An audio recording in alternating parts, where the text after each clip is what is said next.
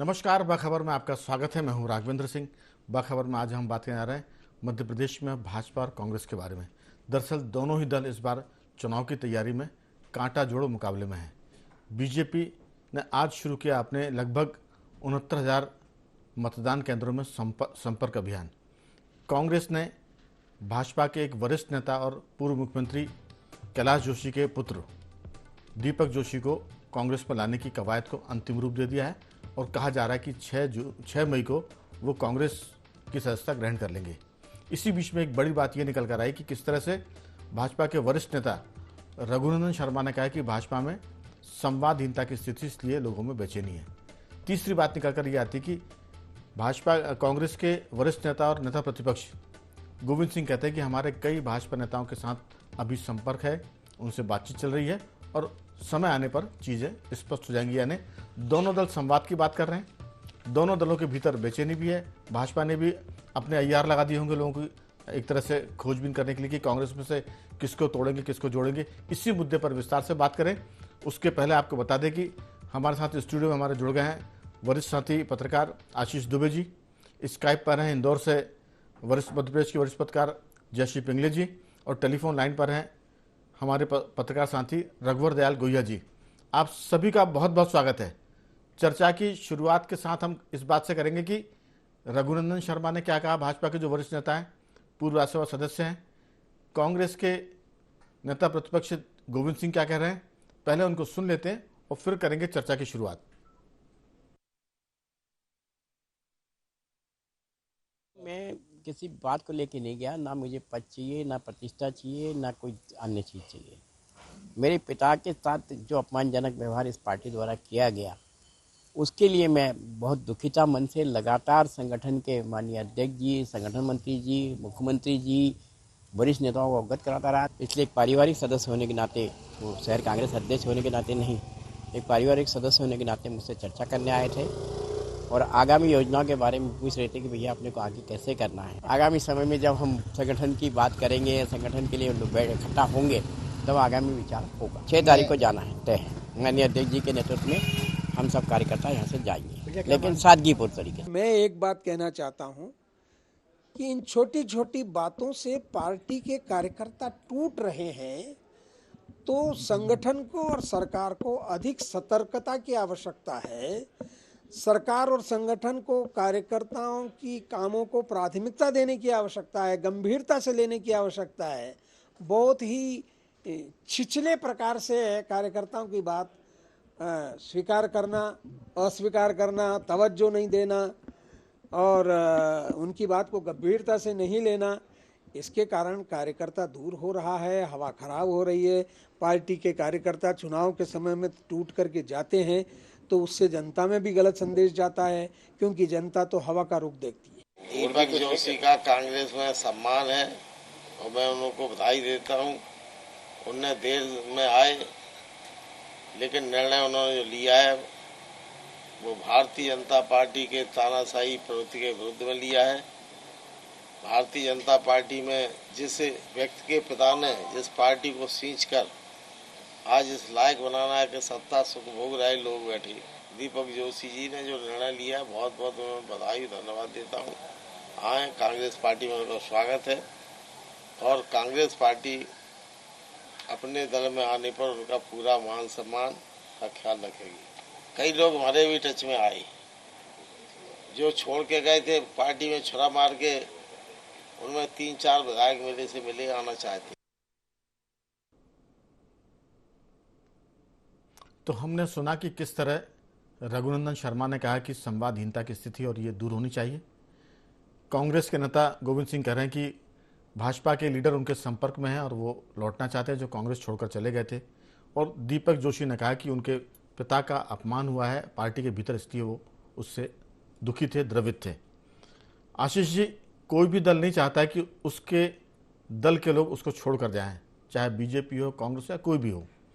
लेकिन अगर वो जाते हैं तो एक बात यह भी है कि कोई भी नहीं चाहता कि वो अपनी पार्टी को छोड़कर जाए। ना तो दल चाहता है और ना लीडर चाहते हैं कि वो पार्टी छोड़े। अब ये क्या स्थिति बन रही है कि जो दीपक जोशी, जिनके पिता उसके बाद दूसरी पीढ़ी के लीडर हैं, ये दीपक जोशी, वो पार्टी छोड़कर जा रहे हैं और कैलाश जोशी कोई छोटे मोटे कार्यकर्ता या लीडर नहीं थे, मध्य प्रदेश के मुख्यमंत्री रहे, फिर वो भाजपा के 2 बार अध्यक्ष रहे मध्य प्रदेश भाजपा के, इसके बाद वो लोकसभा सदस्य रहे, पार्टी ने उनको राज्यसभा में भेजा। दीपक जोशी खुद 3 बार के विधायक हैं, मंत्री रह चुके हैं, तो पूरा परिवार पार्टी के साथ था और पार्टी ने उनको भरपूर सम्मान दिया।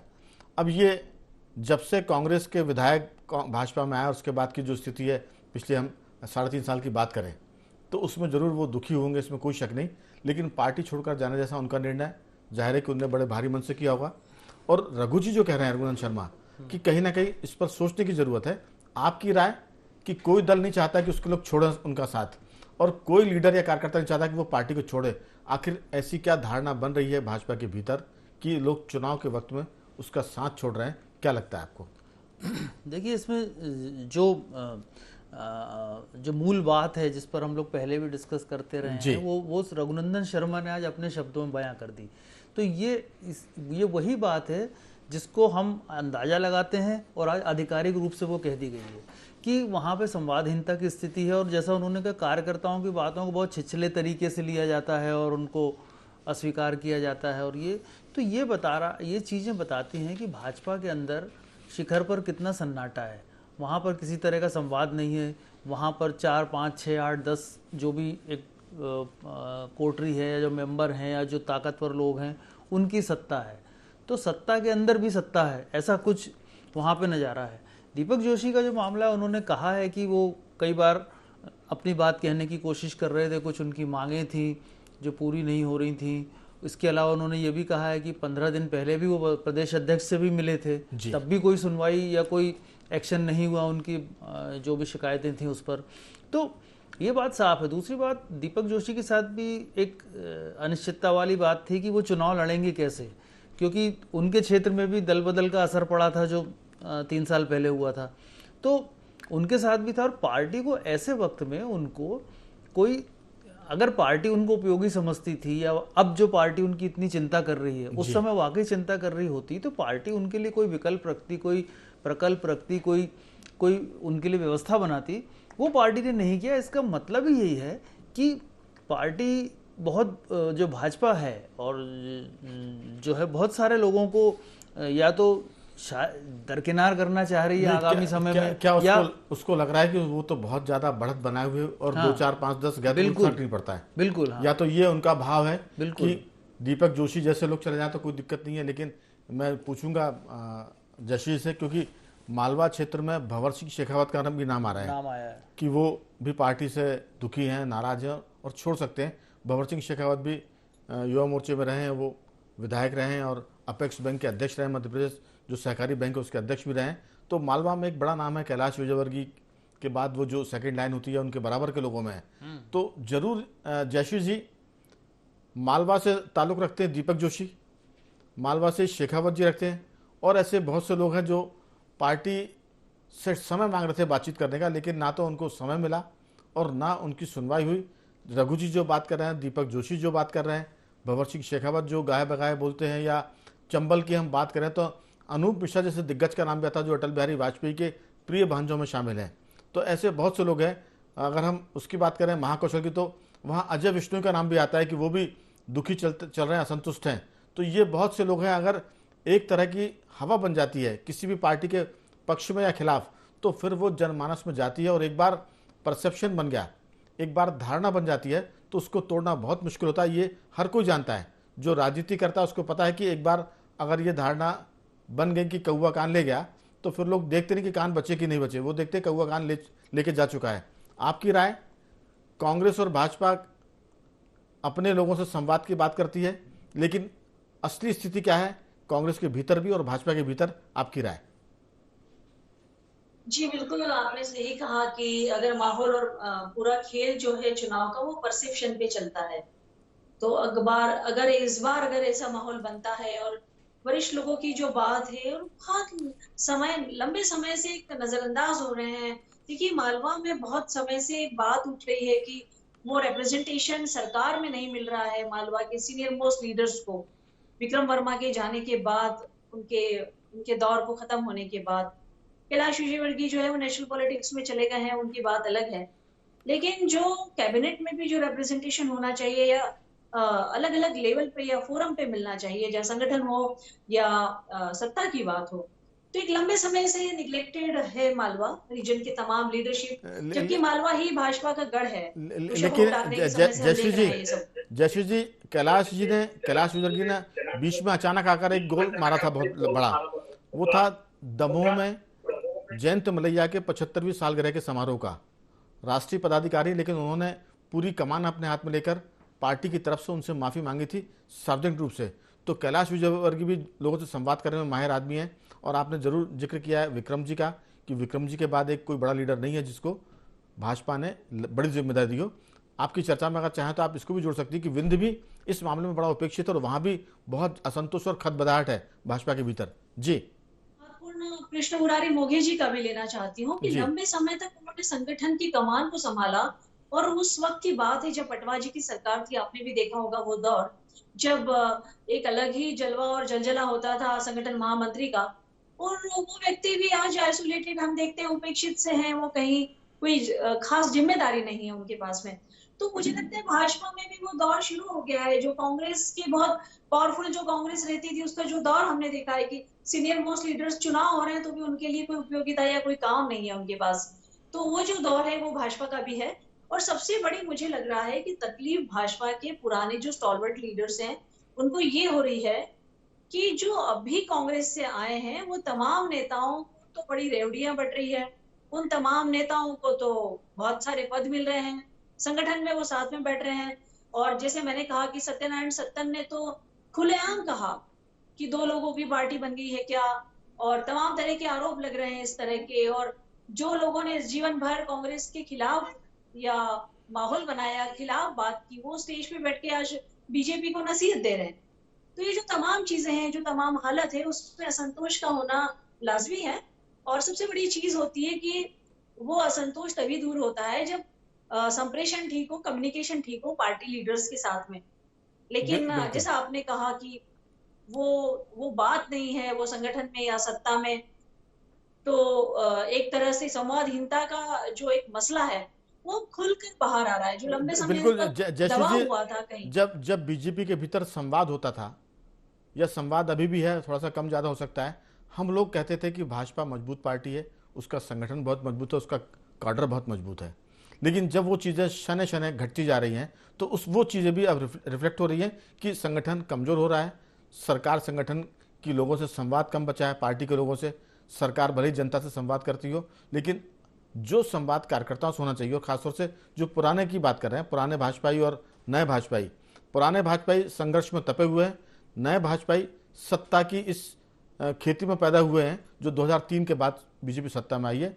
20 साल होने आ रहा है, 15 महीने का वो एक छोटा सा काल निकालते हैं जिसमें कमलनाथ कांग्रेस के मुख्यमंत्री थे। तो इस पूरे 20 साल में भाजपा के भीतर जो नई कार्यकर्ताओं की पौध है उसकी बल्ले बल्ले है, और जो पुराने कार्यकर्ता वो उपेक्षित, हाशिए पर और दुखी है। ये वो चीज़ें हैं जिसको हम रिफ्लेक्ट करना चाह रहे हैं, क्योंकि हमने पहले ये कहा कि भाजपा मजबूत है। अगर ये कह रहे हैं कि बीजेपी कमजोर हो रही है तो फिर कुछ ना कुछ जरूर है। हमारे साथ रघुवर दयाल गोहिया जी भी हैं। रघुवर जी, आपका स्वागत है जी। थैंक यू, धन्यवाद। क्या सोचना आपका कांग्रेस और भाजपा को लेकर, क्योंकि कांग्रेस में कहा जाता है कि वो मास बेस्ड पार्टी है और बीजेपी कॉर्डर बेस्ड पार्टी है, लेकिन मास बेस्ड पार्टी में बिल्कुल क्लियर है कि वहाँ कमलनाथ मैनेजमेंट देखेंगे और संवाद करेंगे दिग्विजय सिंह। तो इसलिए पूरी पार्टी में कोई कंफ्यूजन नहीं है।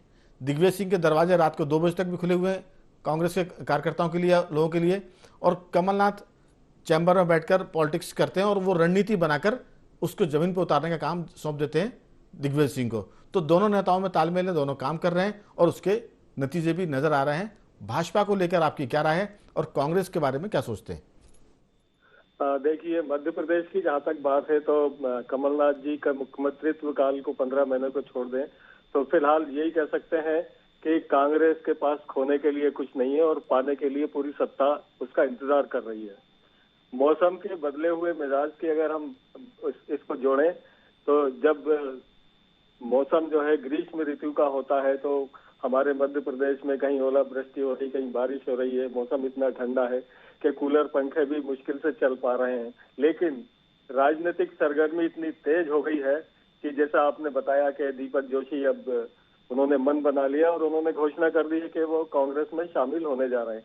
कारण बहुत सारे हो सकते हैं, लेकिन सबसे बड़ी समस्या वही है जो परसों भी डिस्कस हुआ था आपके माध्यम से जी। कि सत्तारूढ़ दल जब अधिक समय तक सत्ता में आ जाता है, रहता है पार्टी, तो कहीं ना कहीं संगठन हाशिए पे आने लगता है।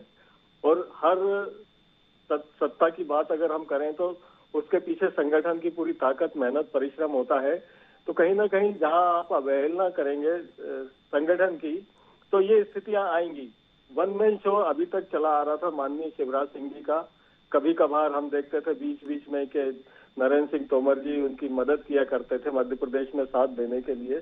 लेकिन आज की स्थिति अगर हम देखें तो आपने जैसा बताया कि कमलनाथ जी और दिग्विजय सिंह जी की बड़ी अच्छी अंडरस्टैंडिंग है और वो एक चैम्बर में बैठ के नीति बना रहे हैं और दिग्विजय सिंह जी जो है उस जमीनी कार्यकर्ताओं से और लोगों से बात कर रहे हैं।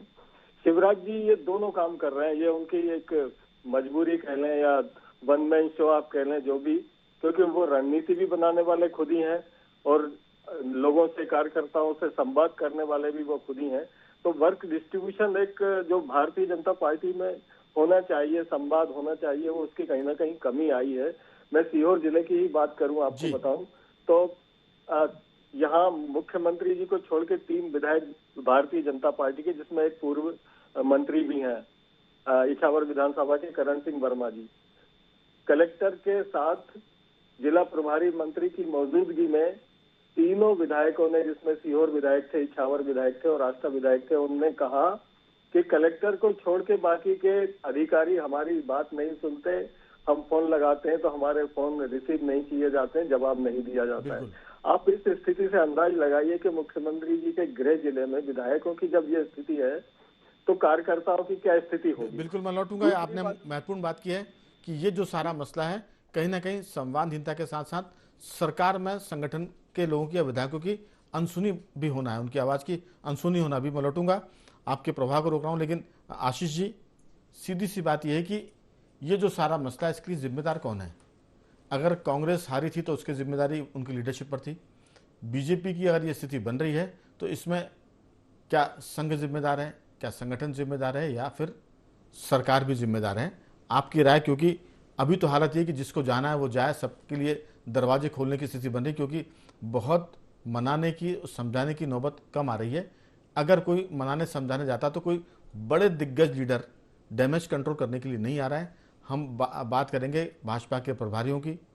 एक लंबी फौज है भाजपा के प्रभारियों की, उसमें शिवप्रकाश जी का नाम है, मुरलीधर राव का नाम है, उसमें अनुजा गोपीनाथ मुंडे की जो बिटिया हैं वो भी यहाँ, उनका नाम, वो भी इसमें शामिल है प्रभारियों में। तो सीधी सी बात है कि जो प्रभारियों की तो फौज है, लेकिन संवाद कोई नहीं कर रहा है और इसके चलते दिक्कत आ रही है। तो जो लोग जा रहे हैं उसको कोई रोक नहीं रहा है, बल्कि दरवाजे खोल रहे हैं कि आप चले जाओ, क्योंकि भीड़ बहुत हो गई है। जी हाँ, बिल्कुल। देखिए, इसमें जिम्मेदारी की जहाँ तक बात है तो मैं मानता हूँ कि इसमें सत्ता और संगठन के दोनों जो लोग हैं वो इसके लिए जिम्मेदार हैं। इसलिए क्योंकि अगर संगठन कोई चीज़ अगर सीरियसली लेता है और सत्ता पे दबाव बनाता है और सत्ता उसको करती है, उस काम को करती है, तो ये जो तालमेल की जो बात है, मुझे लगता है कहीं ना कहीं इसमें तालमेल में कमी है। कहीं ना कहीं कोई ऐसी कोई ऐसा एक पेच है जो इस बात में एक चीज जोड़ना चाह रहा हूँ, आप पूरी बात करें। जी नहीं, मैं भी ये बता रहा हूँ, कहीं ना कहीं सत्ता और संगठन के बीच में कोई एक ऐसा पेंच है जिसमें ये कार्यकर्ता, नेता सब पिस रहे हैं, या तो सत्ता। और देखिए, वैसे भी अगर कोई सत्ताधारी पार्टी होती है तो उसमें जो उसका जो संगठन होता है वो बहुत प्रभावशाली नहीं हो पाता लाख प्रयास के बाद। आशीष जी, इसमें दिक्कत ये आ रही है कि कार्यकर्ताओं का ये कहना है कि सरकार हमारी बात को नहीं सुनेगी, हम मान सकते हैं, क्योंकि अधिकारी हमारे नहीं है, मुख्यमंत्री मंत्रियों के पास बहुत काम होता है, लेकिन जो संगठन होता है वो माँ की तरह होता है, हम उससे अपनी बात कह सकते हैं और फिर संगठन ठीक से काम करे, इसके लिए प्रभारियों की नियुक्ति होती है। तो प्रभारी, अगर संगठन नहीं सुनता, प्रदेश इकाई नहीं सुनती है, तो वो प्रभारी से बात कर सकते हैं। यहाँ दिक्कत यह है कि ऐसे दर्जन भर लोग हैं जो हमारे संपर्क में, उनका कहना यह है कि प्रभारी हमारी बात नहीं सुन रहे हैं। संघ के जो पदाधिकारी है जिनके जिम्मे मध्य प्रदेश सौंपा हुआ है वो टाइम नहीं दे रहे हैं। तो जब आप समय नहीं दे रहे हैं तो फिर आपने ये जिम्मा क्यों ले रखा है? चाहे वो क्षेत्रीय संगठन, क्षेत्रीय प्रभारी हो संघ की तरफ से, चाहे वो दिल्ली से भेजे गए प्रभारी हो, ये समय नहीं दे रहे हैं। लोगों ने क्यों लगा के टाइम मांगा हुआ है। जी। तो जब आपके पास जो काम आपको सौंपा गया है उसी के लिए आपके पास वक्त नहीं, तो फिर आप कर क्या रहे हैं? कौन से काम को आप अंजाम दे रहे हैं? पार्टी में फूट हो रही है, टूटन आ रही है और लोग अपने सही बात है, क्योंकि देखिए सत्ता के पास समय नहीं है संगठन के लिए, संगठन के पास समय नहीं है बहुत ज़्यादा चीज़ों को ऑर्गेनाइज करने के लिए। और दूसरी बात यह है कि जो प्रभारी हैं वो बहुत उनके बारे में जो कहा जाता है बहुत फ्रेंडली नहीं है। वो जो जिस तरह से कार्यकर्ताओं से बात करते हैं, कई बार हमने खबरें भी इस तरह की आई कि उन्होंने पूरी तरह से यहाँ के प्रभारी रहे हैं, लेकिन वो फ्रेंडली हुआ करते थे। हाँ, ओम माथुर की बात करें हम, प्रमोद महाजन की बात करें, बिल्कुल, और जो साउथ के एक और केंद्रीय मंत्री थे, ये सब लोग, उनका निधन हो गया बीमारी, तो ये सब लोग जो है बड़े फ्रेंड हुआ करते थे और बात करते थे। और अभी जो है उनका आप देखा है उनका बोलने का स्टाइल, तो कई बार ऐसा होता है, एक तो चूंकि वो हिंदी भाषी नहीं है, दूसरी बात उनका बोलने का और काम करने का, तो कई बार जो कार्यकर्ता और उनमें समन्वय कहीं से कहीं तक नहीं बैठ रहा है। भाजपा में हर आदमी, हर दूसरा क्यों, बल्कि हर 8, 10, 12, 15 लोगों के बाद एक आदमी थोड़ा सा संतुष्ट मिलता है, अगर हम फेयर बात करें तो ये स्थिति है। तो बीजेपी में ये अगर दीपक जोशी, तो एक मुझे लगता है कि जो हालात हैं उसमें दीपक जोशी तो एक छोटा उदाहरण है। इसमें कहीं ऐसा ना हो कि हालात बहुत ज़्यादा बिगड़ जाएं, क्योंकि देखिए अभी जब जो सिंधिया के जो लोग आए हैं, सिंधिया के साथ जो विधायक आए हैं, जो उनके बड़े लोग आए हैं, तो अभी टिकट में बहुत पेंच आने वाले हैं। और अगर उनको टिकट देंगे तो पिछली बार सिंधिया के लोगों से जो लोग भाजपा से लड़े थे वो कहाँ जाएंगे? तो ये वही स्थिति है जो दीपक जोशी के साथ हुई। और अभी तो असंतोष की शुरुआत है ये। जी हाँ, ये अगर असंतोष को मैनेज करने का कोई मैनेजमेंट नहीं बना भाजपा के भीतर, तो ये असंतोष इलेक्शन के आते आते, टिकट बढ़ते बढ़ते प्रत्याशियों के चयन तक बड़ा रूप ले लेगा, जो दिक्कत पैदा करेगा। अभी कोई इनको इमरजेंसी में या कोई ऐसी टीम बनानी पड़ेगी। जयश्री जी, सारा मामला डैमेज कंट्रोल टीम का है और उसमें ऐसे लोग की जरूरत पड़ेगी जो कार्यकर्ताओं को मना सके, चाहे हाथ जोड़ना पड़े, चाहे पैर पड़ना पड़े, जैसा कैलाश विजयवर्गीय ने दमोह में किया था जयंत मलैया के यहाँ उस कार्यक्रम में जाकर कि मैं हाथ जोड़कर माफी मांगता हूं। इस तरह की विनती विंध्य क्षेत्र के नेताओं से भी करनी पड़ेगी, कार्यकर्ताओं से भी करनी पड़ेगी, मालवा निमाड़ के कार्यकर्ताओं से भी करनी पड़ेगी। और ये स्थिति महाकौशल और चंबल में भी एक तरह से लगभग पूरा मध्य प्रदेश इस बीमारी से जूझ रहा है, जिसमें असंतोष भी है, उपेक्षा भी है और पीड़ा भी है। आपकी राय? जी बिल्कुल सही कहा आपने। और मुझे लगता है कि तमाम जो लोग हैं जिनको घर बैठा रखा है, अभी जिनको काम नहीं दिया जा रहा है, उनका उपयोग करने की जरूरत है। जो संगठन के हर व्यक्ति को जानते हैं और छोटे से विधानसभा से लेके तो बूथ बैठने वाला, ब्लॉक में कौन है, इस तमाम पदाधिकारियों को, नेताओं को जानने वाला। और सबसे बड़ी चीज है, जैसे मैं मोगी जी का उदाहरण देती हूँ, तो संगठन के महामंत्री इतने सालों तक रहे हैं, माखन सिंह जी है, बहुत सारे तमाम पुराने लोग हैं जिनको ये काम सौंपने की जरूरत है। जो कुछ ना करे, कार्यकर्ताओं से उस क्षेत्र में जाकर बात करें, क्योंकि वो कार्यकर्ता आज की तारीख में आपके लिए इसलिए भी अहम है कि वो पूरे उस नेटवर्क को जानता है। लेकिन जैसे जी अधिकार के बिना बात करेंगे तो कोई रिजल्ट नहीं आएगा। वो बात करने गए और उन्होंने समस्या बताई और जिनके आपने नाम गिनाया, अगर उस समस्या का समाधान नहीं ढूंढ पाए तो फिर ये होगा कि जो अच्छे भले कार्यकर्ता शांत बैठे, हमने उनके असंतोष के अंगारों पर से राख हटा दिया और उनको भड़का दिया है। अधिकार के साथ जाना पड़ेगा कार्यकर्ताओं के बीच में। जी निसंदेह सरकार को तो इनिशिएटिव्स लेना ही पड़ेगा। सरकार को अगर ये कॉम्बिनेशन, अगर सरकार अगर इस तरफ आगे नहीं बढ़ती है जी तो मुश्किल है ये सब कर पाना। लेकिन जैसे हमने देखा है, महेश जोशी का भी दौर हमने देखा है, दिग्विजय सिंह का हमने पिछले विधानसभा का दौर देखा हुआ है कि उन्होंने किस तरह से रूठो नेताओं को मनाया, कैसे असंतुष्ट नेताओं को मनाया, किस तरह से एक पार्टी की स्थिति मजबूत बने। जमीनी तौर पर जो माहौल है असंतोष का और जो सैबोटेज का माहौल है, जो कहीं ना कहीं डैमेज कर सकता है पार्टी को, उस फैक्टर्स को समझकर उन्होंने जैसे काम किया, वैसे भाजपा में भी तमाम लोगों को सक्रिय करके काम करने की जरूरत है। बिल्कुल। रघुवर जी, आपकी अंतिम टिप्पणी इस पूरे मामले में क्या सोचते हैं?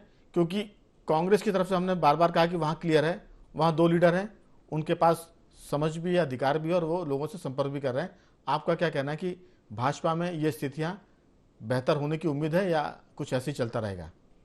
मैं आदरणीय सत्यनारायण सत्तन जी जो राष्ट्रीय स्तर के कवि भी हैं और जैसा कि आपने भी बताया था भारतीय जनता पार्टी के पूर्व विधायक हैं, उन्होंने मीडिया के सामने एक बात कही और वो बड़ी सोचने वाली बात है।